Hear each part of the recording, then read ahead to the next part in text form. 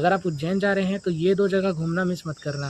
पहला है भर्तहरि गुफा, जो भर्तहरि राजा से जुड़ा हुआ है, जो उज्जैन के राजा थे। ये अच्छे शासक तो थे ही, साथ में कवि भी थे। इनको एक बार एक संत मिलते हैं जो इनको अमृत फल देते हैं, जिसे वो खुद ना खाकर अपनी रानी को दे देते हैं और रानी अपने प्रिय सेनापति को देती है। और ऐसा करते करते वो कई लोगों के हाथ में घूमता हुआ वापस राजा के पास आ जाता है। जब वह अमृत फल राजा के पास वापस आ जाता है तो राजा के दिल को ठेस पहुंचती है कि मैंने इस फल को अपनी रानी को प्रेम से भेंट दिया था और उन्होंने ना खाकर दूसरे को दे दिया।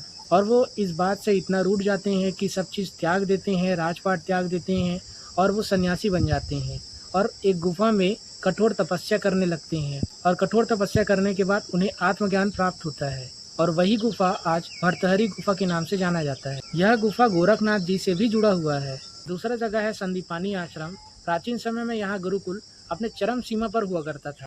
इस गुरुकुल में भगवान श्री कृष्ण, बलराम और सुदामा शिक्षा प्राप्त किए थे और उनके गुरु संदीपानी मुनि थे, जिनके नाम पे यह आश्रम है। संदीपानी मुनि बहुत विद्वान और अनुशासित गुरु माने जाते थे। लेकिन चौंकाने वाली बात तो ये है कि कृष्ण और बलराम 64 दिन में 64 कलाएं सीख लेते हैं। युद्ध कला, संगीत, शास्त्र और राजनीति जैसे 64 कलाएं उन्होंने 64 दिन में सीख लिया था। लेकिन यहाँ का शिक्षा सिर्फ किताबों तक ही सीमित नहीं था।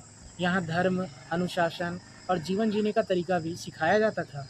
सिर्फ यही नहीं, यहाँ जो गोमती कुंड है उसमें भगवान श्री कृष्ण ने सभी पवित्र नदियों का पानी इकट्ठा किया था। एक और खास बात, संदीपानी मुनि अपने मृत पुत्र को वापस लाने बोलते हैं भगवान श्री कृष्ण से दक्षिणा स्वरूप और भगवान श्री कृष्ण ऐसा करते भी हैं और महान शिष्य होने का एग्जाम्पल सेट करते हैं। तो ये 2 जगह आप मिस ना करें।